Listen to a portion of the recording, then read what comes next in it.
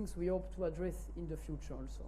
And we are trying to address currently through our ongoing programs. We can continue. I'm trying. So I mentioned the skills need assessment, which was conducted in December, so it's a very recent one. It's not fully comprehensive one in the sense that the assessment focused on 3 sectors only: construction, manufacturing, tourism, and hospitality.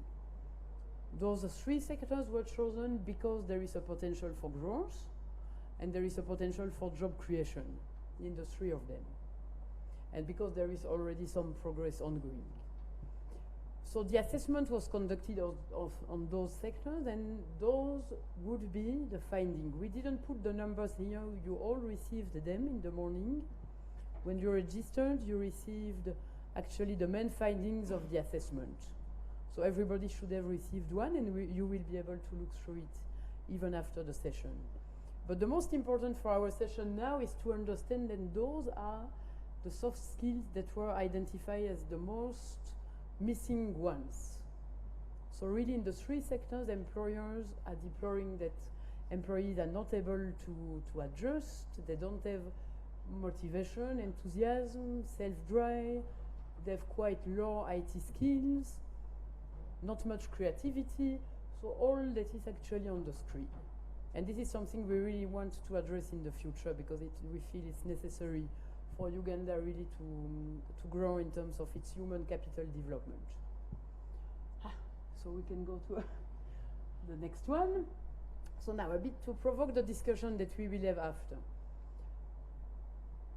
This is what came out, it's not from me, this came out also of the assessment, saying that even if we improve the skills, there is still an issue in terms of demand from the private sector side.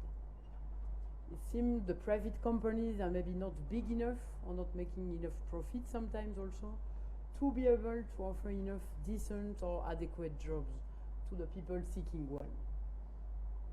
Or even if they can recruit them, they are not necessarily able to pay them more.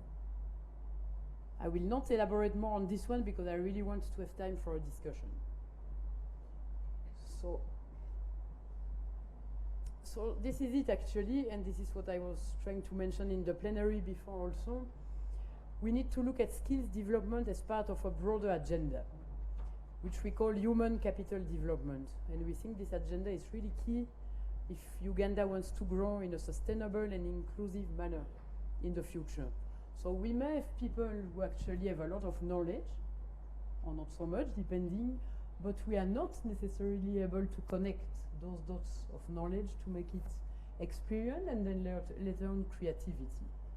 And this is what is needed in order for the Ugandan economy to perform in the future, to adjust to the new needs of the 21st century, and to include new kind of jobs, including again greener jobs, digitalized jobs, so new kind of jobs. So this is also what we would want to address in the future and to improve. So I think this is the faster I could do for the presentation. How much time do we still have? 20 minutes, so I think now we can open the floor. And I will ask the support of my 2 moderators. Okay, thank you, Christelle, for this brief overview. I know some people in the room want to respond to what Christelle has been saying, but maybe let's give the floor first to graduates of the universities, the students. I think they know very well what the problem is. I'll give the mic to you. Good afternoon, ladies and gentlemen. My name is Rachel Achen, an industrial and organizational psychology student from Makerere University. When we look at the skills gap that we university students or graduates face in terms of accessing jobs, first and foremost, when we even do get the chance to get employed in any position, we're underemployed. You'll find someone with a particular skill set doing less than they even studied for. They're just taken as tea girls, as receptionists. Not that being a receptionist is bad, but if you have an extra skill as a receptionist and can do extra admin or finance work, then why can you not do that in an organization that you've been employed at. So most young people are actually underemployed, and there's a lot of role ambiguity. There are very unclear expectations from these companies that we seek for employment from, in terms of their job design. It's not really specific to the things that we did study in school. So you'll find the area of experience that they want versus what it is that we get to cover within our syllabus being totally mismatched. So at the end of the day, we're left wondering on whether to upgrade our skills, just like one of my colleagues here, Ethel. For her, because getting employment immediately right out of campus was not an option, she thought, maybe let me go and upgrade on a marketing course because maybe it will give me a cutting edge over the rest of the other competitors. So at the end of the day, you find us taking on more certificates, more postgraduate programs, and that is spending more money on more education and still not getting the employment at the end of the day. So where are we exactly supposed to invest? There is also sexual exploitation and abuse, yes, and this is really limiting our access as university graduates, not only to females but also males. So how do we deal with exploitation from both the private sector, public sector, organizations and companies to actually clear the way for us as young people to be able to thrive and live to our full potential? So yes, that is what I can say in summary, some of the challenges we're facing in terms of job access. Thank you very much. There's a serious mismatch. We've heard all that. Maybe someone else can respond to what one of the students has said. Yeah. And okay, I can already see someone raising up their hand. But before we get to that, I think there's someone who I want to specifically respond to some of the issues that have been raised by both the students and also Christelle, based on the research that has been carried out.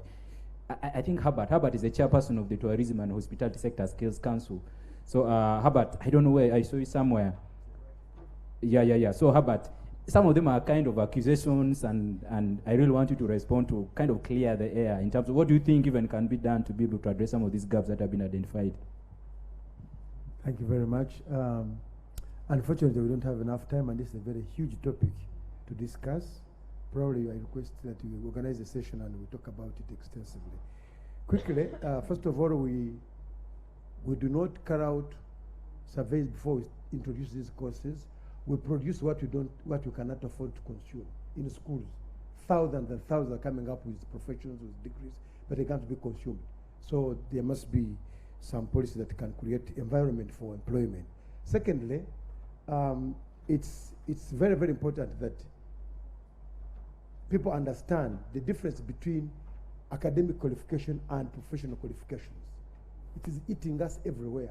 When they talk of skills, the one who's the training people at the university says, I'm giving skills. The one who has the college, I'm giving skills. The one who's training someone, we need to understand these lines clearly. You may have your degree, your PhD. Currently, I'm running a course in Queen Elizabeth in Lakemore National Park. I have 3 people with master's degrees, but they are training to be guides. They told me what I studied is not helping, which is relevant to what she's just said.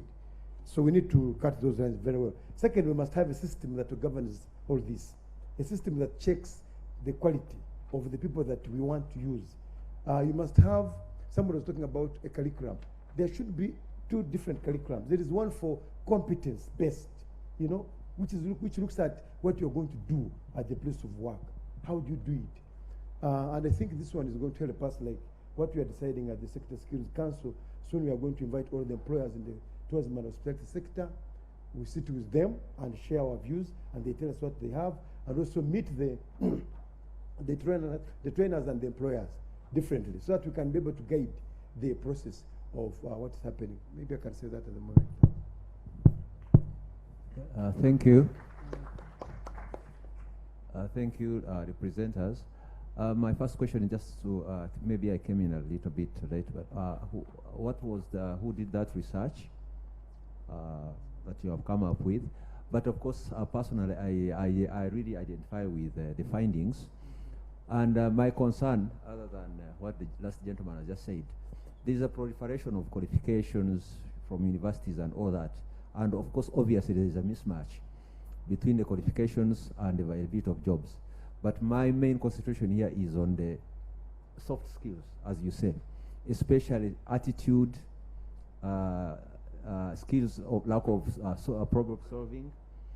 So I don't know how you intend to solve that, because in my view, that is actually the most pressing issue, because the qualifications are all over the place. But what I consider the very important attitudes, like, attributes like attitude, timekeeping, I really don't know how you intend to address that.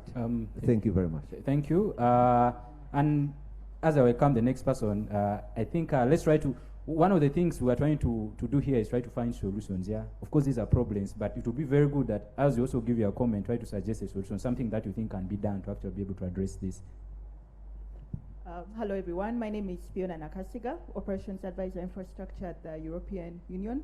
This is a very, very good topic for us because we are supporting the transport sector and building capacity in the transport sector. And what we have deemed as a solution in one of our projects is to work together with government, private sector working together with government.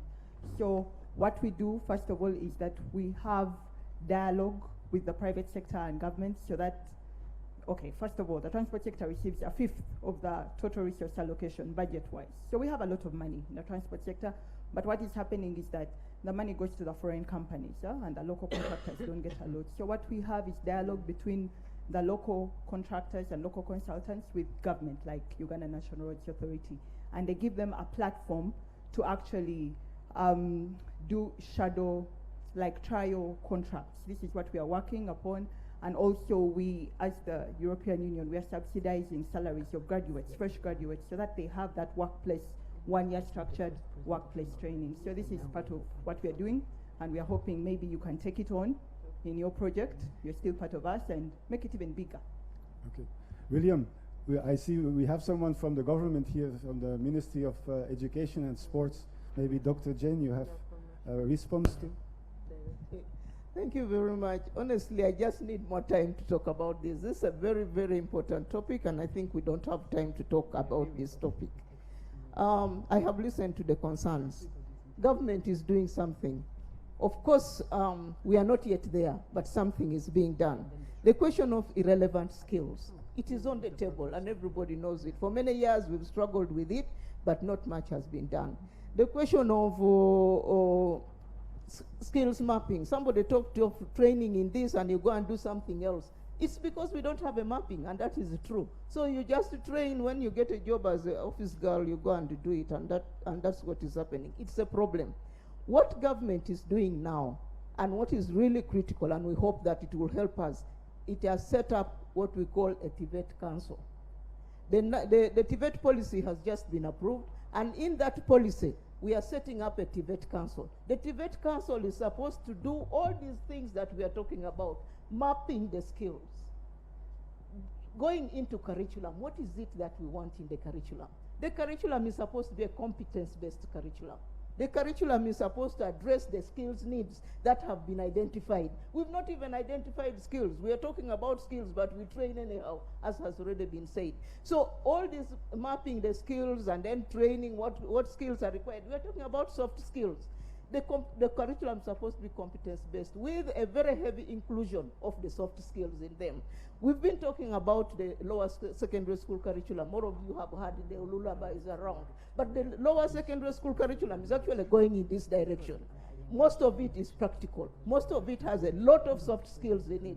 There are 21st century skills embedded in it, and the training is totally different from what has been, and that is where we are going. So that's not only for the lower secondary school curriculum, even the PTC at lower levels, the primary school curriculum is supposed to go the same way, the TVET curriculum is supposed to go the same way. So that's where we are going. We are hoping for the establishment of the TVET Council that will now help us to sort out all these issues.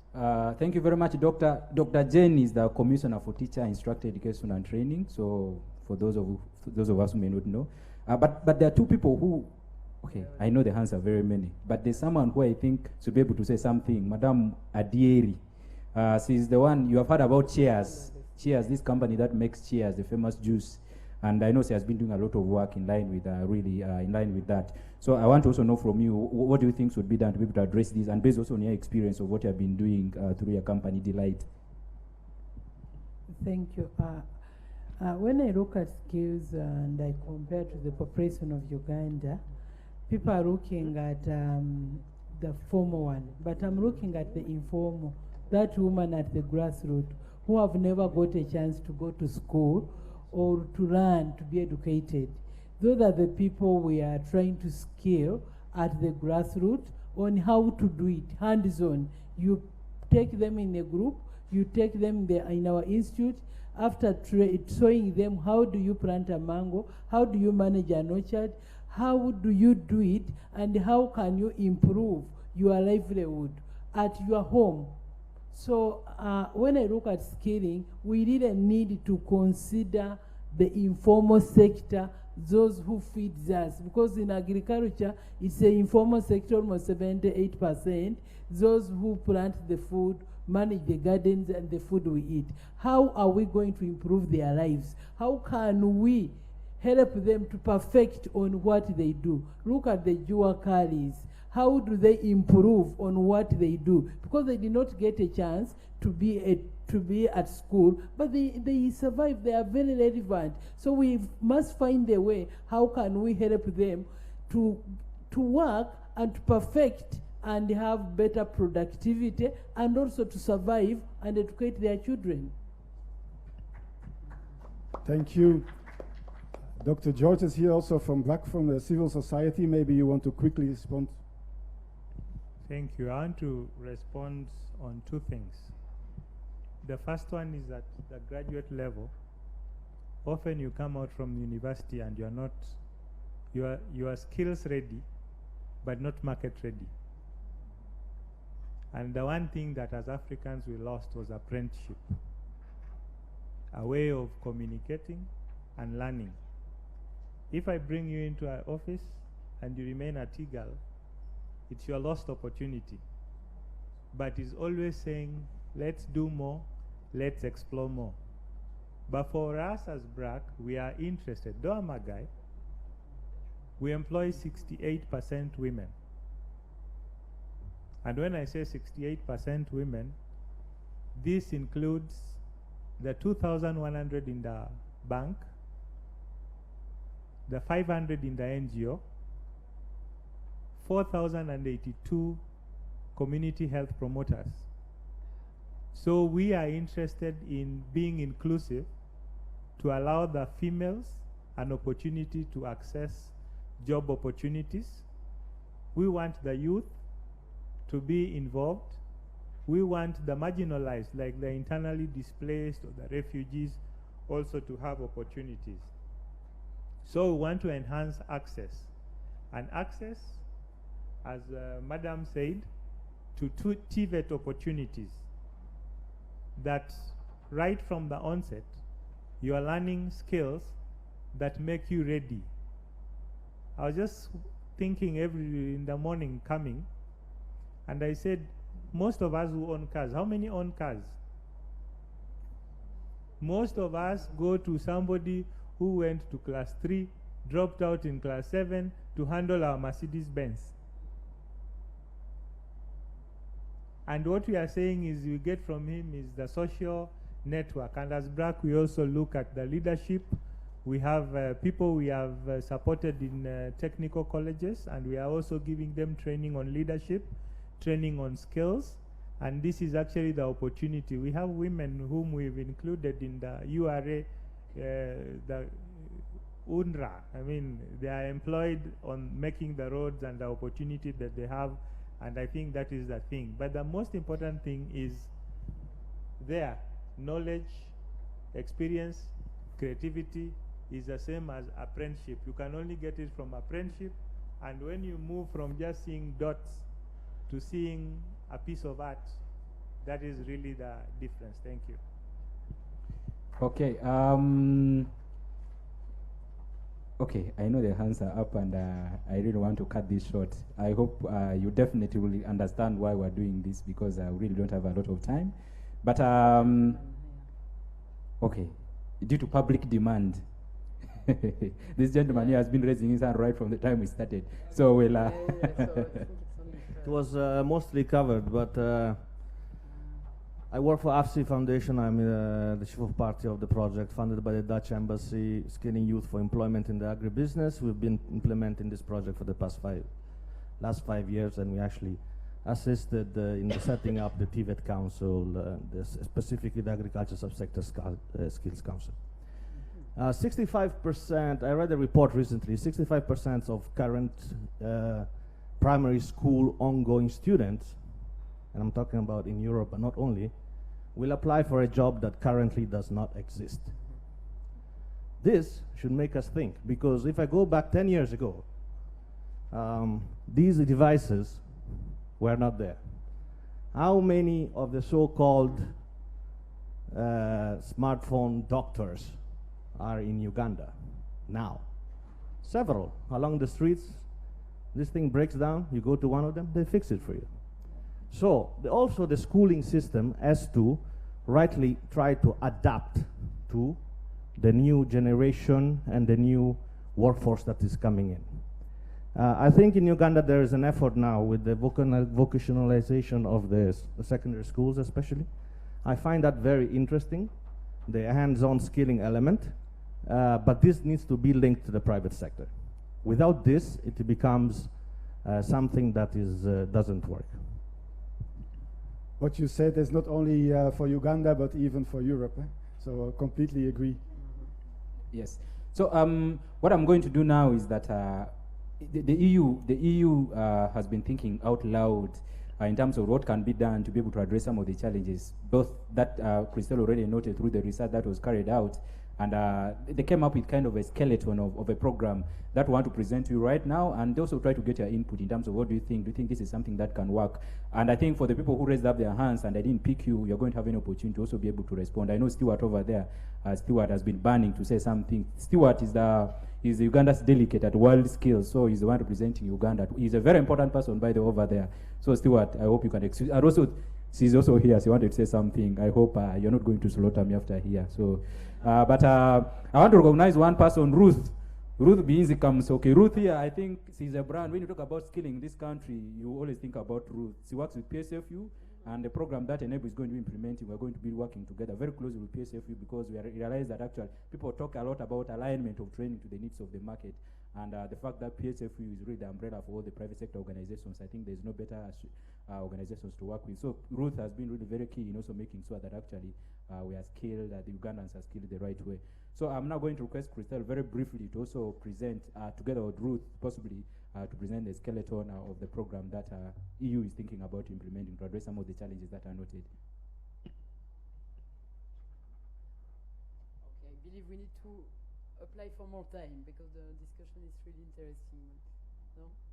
They won't give us Okay, so I think there is no flexibility. No time, yeah. Okay. So indeed, as I think in line with many of the comments, we are looking at, in the near future, very soon, still in 2020, start a program that would be called actually Work Readiness Program, which should be a program which should be comprehensive, meaning it should include technical skills and also soft skills. It should be equitative, because it would be based on calls for proposals and real assessments. It should be replicable, because this would start quite small or not big enough, but if it's successful, we hope it will definitely grow in the future. And this should be sustainable, because in the end, this should be led by the private sector and not be donor-driven. So this is a project we are working on indeed with PSFU, which should be supported very soon by the EU. And we tried to represent it, thanks to the help of our colleague Victoria, in a visual way. We would want, it's difficult in 2 minutes, but there are basically 8 steps of how we think this would work. And this would start from accrediting host organizations. What does it mean? It means going and identifying a few key private companies that could host this kind of training program, or that maybe are already doing it, but without including the soft components, and that are only including the technical aspects of it. So this would be the first part. We need to accredit, to choose, based on criteria, of course, the host organizations and also the schools that would participate. Because in this whole model, there are a few key stakeholders. The first one is, of course, the graduates. Second one is the private sector. Then we have the schools. And we have PSFU and us as a development agency, enable acting as brokers, kind of de-risking the investments that the private sector is taking in terms of skilling. So the first step would be accrediting private companies and also schools. Once this is done, we would set up memorandum of understanding between the different stakeholders. So the schools, the private companies, and us as facilitators, PSFU and NM. Then calls for proposals would be launched, and the students, the graduates actually, because this is targeting graduates, no more than 2 years out of school, so the graduates could apply. The selection of who would be selected would be done by the private sector, because as several of you, I think all of you mentioned, the private sector needs to take the lead. So the companies would be doing the selection in collaboration with the schools.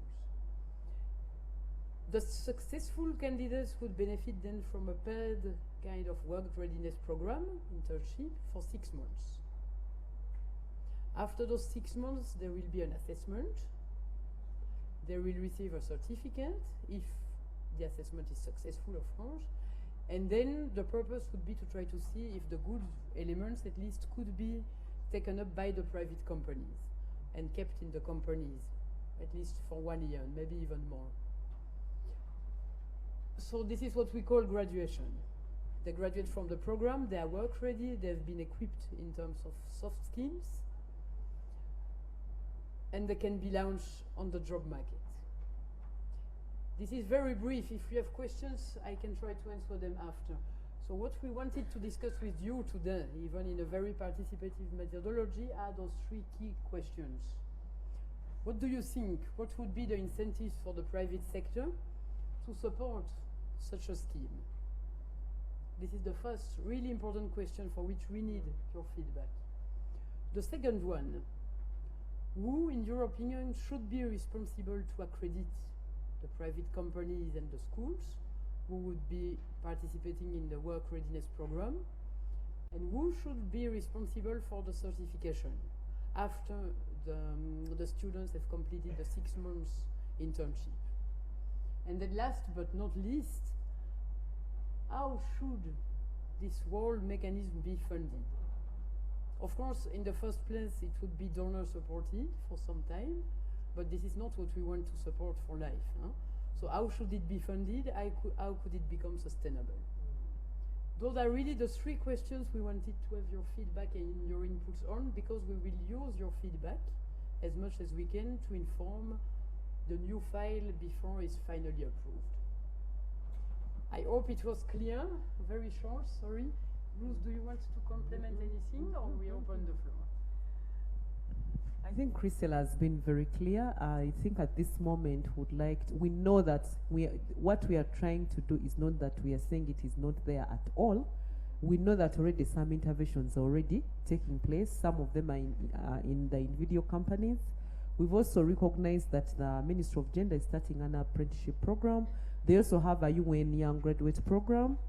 We are also aware about the new interventions that the ministry is trying to do. But now we are saying this one that we have at this moment, where we are sure we have some secured resources, we want to start it this year. What do we have to do for it to work? So the recommendations we'll be able to hear from you are the recommendations that can help us to move forward. Some of you are already aware about our internship program at PSFU, where we have funded over 2,000 students. But these have been at diploma level, certificate and diploma level. These ones, we take them in companies, but we did not have, they would normally do technical, work-based learning, but there wasn't a particular program focusing on attitude and soft skills, which is a very key issue. So I wanted to just make sure I clarify those particular things. And then also, there wasn't any accreditation. Sometimes we want to ensure that the employer is able to know if this student has gone through this work readiness program, any person should be dying to have that student because they can fit in within the company automatically. All right? That is the clarity I wanted. So we are hearing from you, your comments. Who should help us? How can we engage more? What role should the government play, the private sector, if we have even civil society, the students themselves, the institutions? I think that is what. And Crystal, thank you very much for the presentation. Can we please very quickly put our hands together for Crystal and Ruth? Yeah, this is very important. Otherwise, Bart and I are not going to have our jobs tomorrow. So, yes. So, I know Stewart has been dying to say something. But also one of the things that was noted earlier in Crystal's overview presentation was the fact that beating deadlines, time management is also one of the skills that has been missing. And I don't want to be, a very good sample of that because we have deadlines also beat here. So I think I'm not a very good example of that. So, but if you could walk over to Stewart, and Stewart, I have just one question for you. What do you think should be, what are the incentives for the private sector to buy in such a program? If you could just respond to that. Thank you very much, William, and good afternoon, everyone here. Stuart Mwesigwa, but most importantly, I think, Roofings Group, the strengths of the nation. We are a steel and plastics quality manufacturer. We are building this nation, so we don't want to build the nation by only supplying steel products and plastics, but also we want to supply manpower. We want to be in the struggle of creating a database for skills development and ultimately to have the abundant skills that I am sure we have. Thank you very much. What I would say there, one observation I want to make is generally speaking, we are talking about time management, but as well, when we have come together like this one to discuss a very important issue, and then we start by saying we don't have time to discuss it, I think that is a mistake already on all of us. Let us find time to discuss something, get solutions, then get out of these comfortable chairs, go outside there and implement. To answer your question, we as Roofings, we have already in partnership somehow with Private Sector Foundation. We are members of Private Sector Foundation. We are in partnership with the general public, providing opportunities to develop skills, to do internships. We have internship placements at any one time of over 100 students from different institutions, the university, the technical schools like JICA. We go even deliberately to schools like Kichwamba, which are out of Kampala actually, but trying to tap in opportunities, bring those people to come here and try to expand. So when the EU and other donor organizations see this and come together to put actually funds to make sure that we deliberately make this move forward, I want to commit in front of you here and before my other colleagues that Roofings, we are already doing this as CSR. But now if you come in to support, if we can understand each other, with government also, we are very strong supporters of government programs. I think we can make it move faster. I don't know whether I'm answering your question by committing that. Thank you very much. All right, I also promised that I was going to pick a hand, so I will do that. Thank you so much. I've been itching so hard to speak. My name is Joy Atieno, and I love what you're talking about. And like Stuart, who is doing it as CSR, I do Bridging the Skills Gap as a core of my business. That's all about upskill.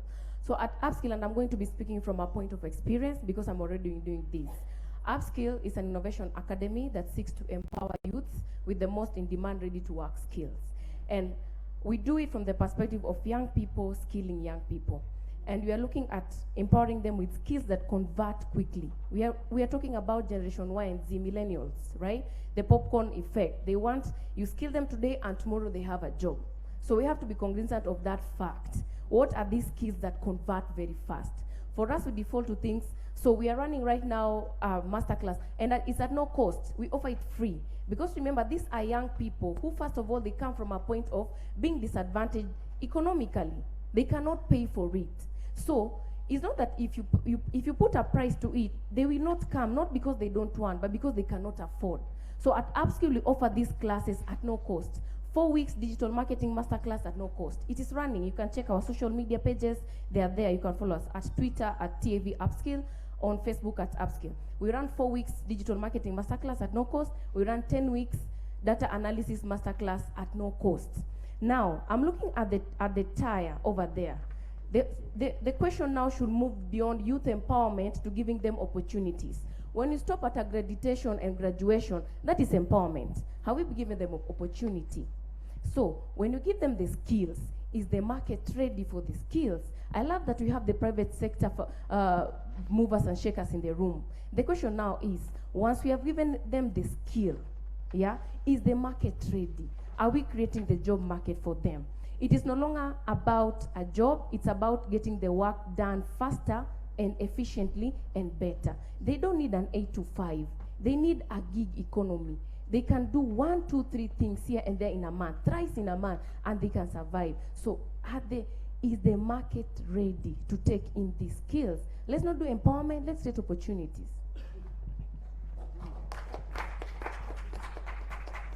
Good afternoon. I'm Rita from Inspector International Group. We are an inspection company in both oil and gas and industries.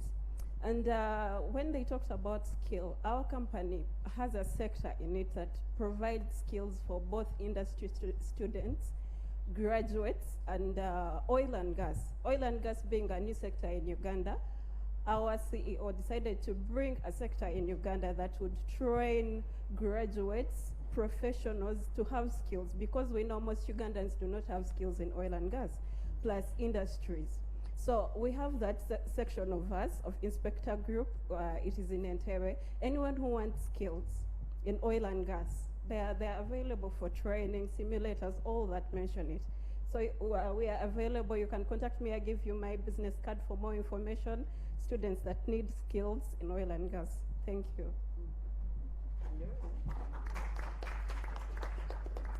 Okay, let me pick her. I've jumped the queue, sorry. I'm Nimisha, I'm the ambassador of Uganda to the Nordics. I actually would like to comment on what my young sister said from Ms. Atiano. You know, I have 2 hats. I work for government, I'm the ambassador of Uganda, and like for investments, and I really want to come. I also come from a private sector company in Uganda where we do a lot of, I wouldn't like to call it CSR, but actually really work with our families at work to make the business grow, and so that they stay with us all the time, so that they become part of the business and give them skills. But one of the issues is that we've really got to get the investments to grow at a faster rate, to absorb the skilled people, to absorb the growing population that is also then getting skilled. And therefore, it is with the Ministry of Education, as you get this education in place, but the population, it's like a supersonic train. We're not able to catch up with the front as you get it into the back carriage. So I think the labor issue is not that, the skilled. I think Ugandans are, one of the smartest people in the world. Because if you teach a skill, it doesn't go, it stays from childhood upwards, whether it's filling water from a pump and how to improve the pump and how to repair a tire or to run a factory or to make steel or to do IT and repair phones on the road, and it's all those skills. So I think there needs to be a stronger, a faster growth and a marriage from the investment to meet the skills, to meet the growing population. Not quite sure if I got it all in the right order, but that's where I think where we're going. Thank you.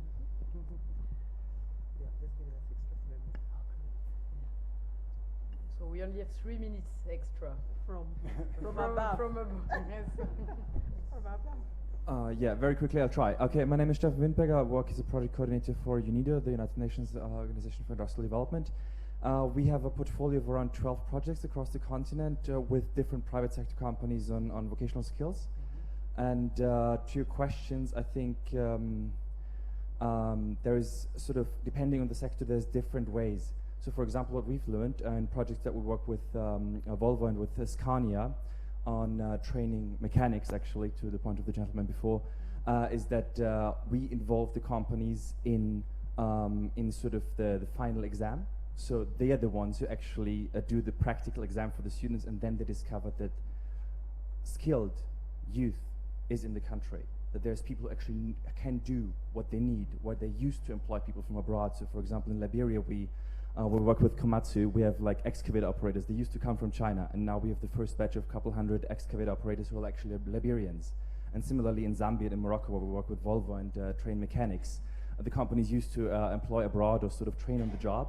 And by sort of involving them directly, not only in the exams, but also actually before that, in co-developing the curriculum with the respective Ministry of Education, that's one way. And on this work readiness, I think it's a great idea. What we've experienced is that after an initial, and I'll end with that, after an initial sort of diploma, however it's called, we typically would offer some sort of training program between 4 and 6 months. The vast majority of which is an internship. It's not fully 6 months, but a bit shorter, and that is interspersed with sort of the bits of knowledge that are sort of bridging the gap between what is currently being taught and what is demanded by the private sector. So it's a mix between theory and practice, but very strong practical part with basically internships where, and that, sorry, one thing, where I end with that, one way to actually get their interest in our experiences, we offer some sort of upskilling for their professionals. So we offer them courses, and in return, we ask them to actually take some interns on board, and that has worked quite well in a number of countries. Thank you. Okay, thank you very much. This conversation is clearly not finished. Maybe one last reaction? Very Okay, I'll try and answer the 3 questions because you said you wanted some feedback. in 60 seconds. In 60 seconds. My name is Angela Kirubo from Open Capital Advisors. We're a management consulting firm, but we also have been supporting SMEs for the longest time. And we launched a graduate training program in Nairobi with 120 placements. 45 seconds. We've just launched in Uganda and happy to share more. To answer your questions, I think we should expand it not only for the formal sector, but also informal. So try and target some more formal businesses, but also informal. In terms of sustainability, in terms of payment, our experience is get the SMEs, for example, target businesses to contribute a portion of the particular program. It could be in terms of payments, participating in the program, or they commit to actually employ the graduates after work, because then they're able to redesign their talent system so they're not giving you role ambiguity, and they're also able to coach and mentor, which happens after. But just to give you some comfort, I was a graduate straight out of school. I got a job straight in this company. 5 years later, I was able to co-found this company. So you're able to translate the skills, you just have to learn very fast. Okay, 6 seconds. Very, very nice comments. Thank you very much. This is a good way of ending this session. I'd like to thank everybody for his inputs. And let me come back to Stuart from Roofings. I liked his commitment. And the people that are committed to continue this discussion, and like you said, we need more time, and we together can find solutions. Come and sign our board, and then we'll contact you later to continue the conversation. So please, before you leave the room, come and sign to commit yourself to continue this discussion. Okay? Thank you. Let's get them to give us the comments. They can write any comments. They can write their comments. I think this would be good. It's you. You can also write some comments if you want. Yeah, please. Anytime is welcome at this stage. Give me your email. Thank you. Yes. So this one is not.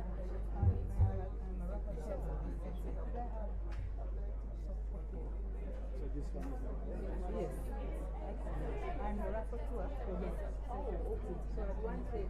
Try this one is finished.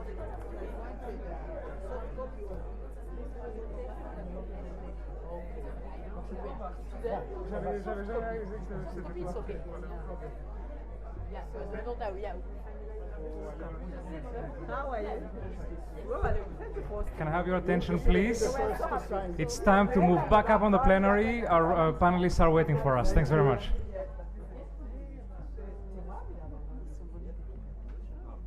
I have. Thank you. So where is it? What do you have?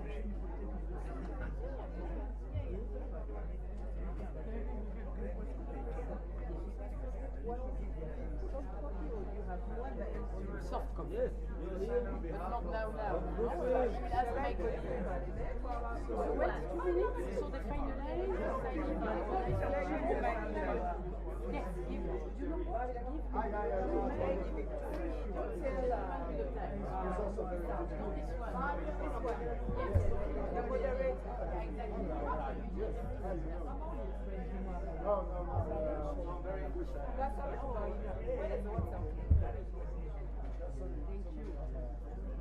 Let me look for my business plan.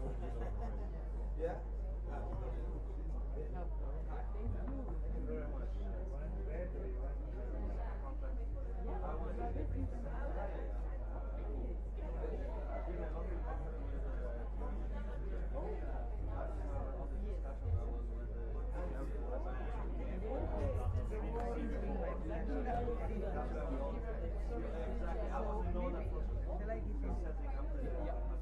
That one and Yeah, no, I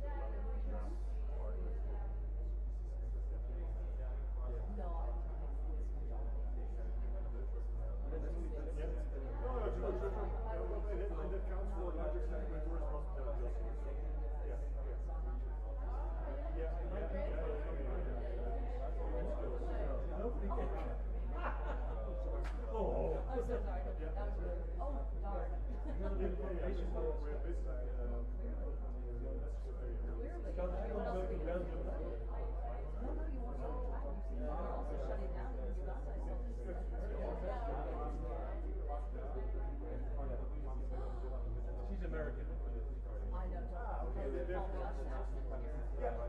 I'm saying you will never hear the speech.